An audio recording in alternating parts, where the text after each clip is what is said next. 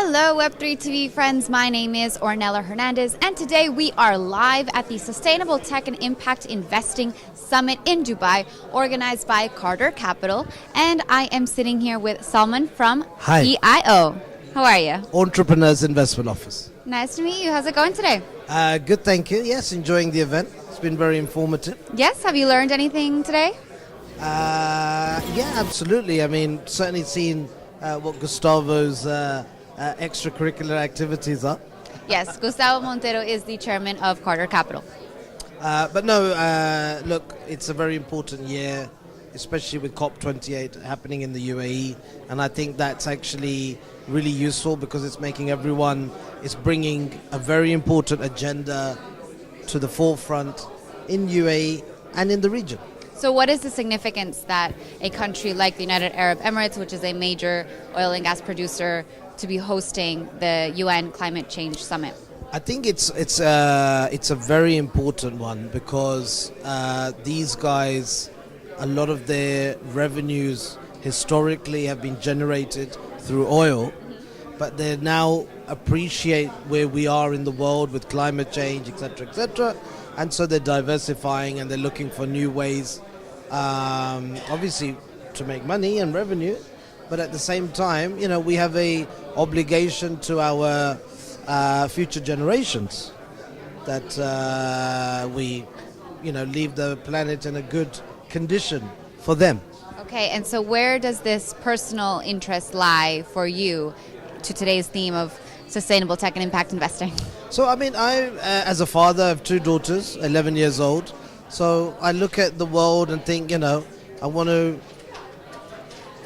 it's always a romantic notion to say I want to leave the world in a better place than it was, but at least leave it in the world in, not in a worse place than it was, right? So that's the idea. So myself, I'm in financial services, and we are a big donor to various environmental causes. Like which ones? You okay? It's okay. So like the WWE and the animal ones, animal welfare, The Wildlife Foundation. wildlife.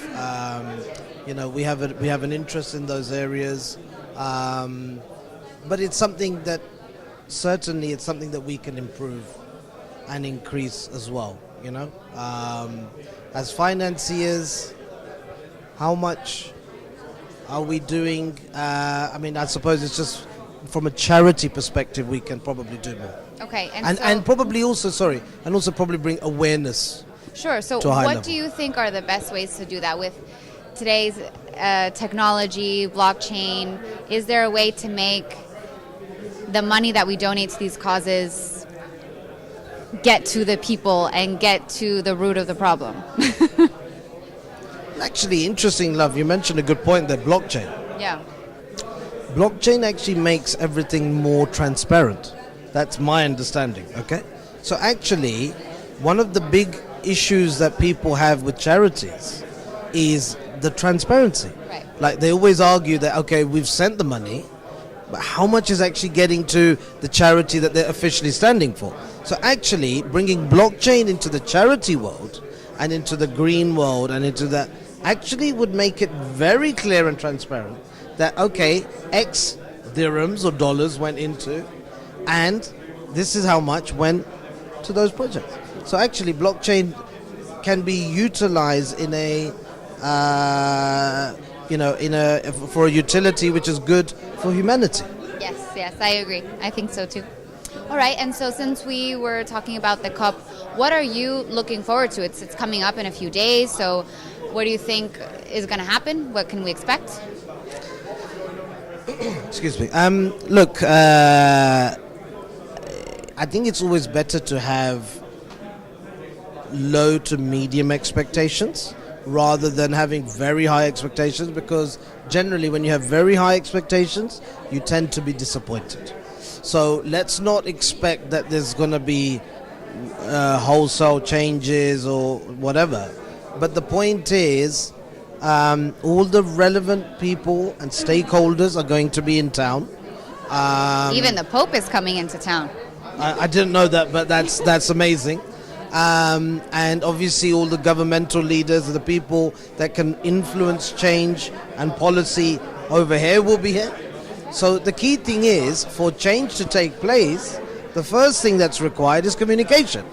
So at least these guys are going to communicate. Now, if they say that you need to do X, and even maybe if only half of X is done, that's still a positive, because something's happened.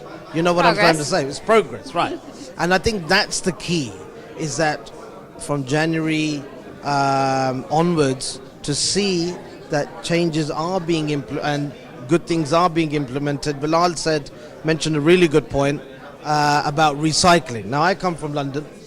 Every week the recycle bins come, and we've got the paper, we've got the plastic, we've got the aluminium, it's all so many. Over here, it's sort of increased. I've been here 3 years now. I can start to see recycle bins that I didn't see before. So it's improving, but still a long way to go. So, do you think small things like that make a big difference? Look, I don't know the figures or whatever, but just thinking out aloud, I think if everyone is putting their stuff in the recycle, I'm sure that's going to be beneficial. It's going to reduce energy, it's going to be more efficient, blah, blah, blah. So I don't think it's a bad thing. Okay, absolutely. And then what do you think, though, maybe you could do, or any advice that you have for other residents in Dubai to make an impact in their daily lives?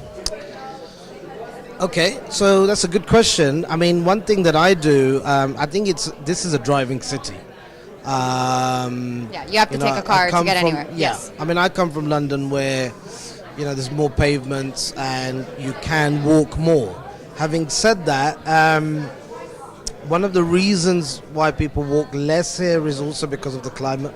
It's too hot sometimes. For 6 months, it is too hot, to be honest. But one thing that I would recommend and urge, that we have a really good metro system here in Dubai, and I work in DIFC. I don't have a bay for my parking spot anyway, so actually I come in by metro.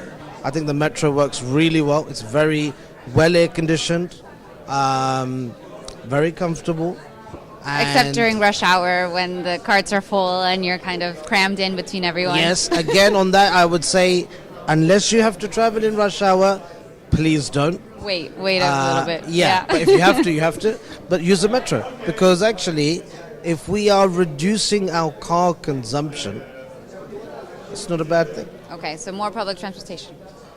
Absolutely, yeah. All right. And I think the other thing that probably, like the train network in this country, so like for example, a train network between Dubai and Abu Dhabi, which I believe is all in hand. Yes. But I think that will be a really big help. Soon that'll be a reality. Yeah, so All right. I think that'd be really beneficial. Well, thank you so much for your time today. Thank you. Thanks for your time. It's great being on. Yes. And everyone, please stay tuned for more interviews coming up at the Sustainable Tech and Impact Investing Summit today.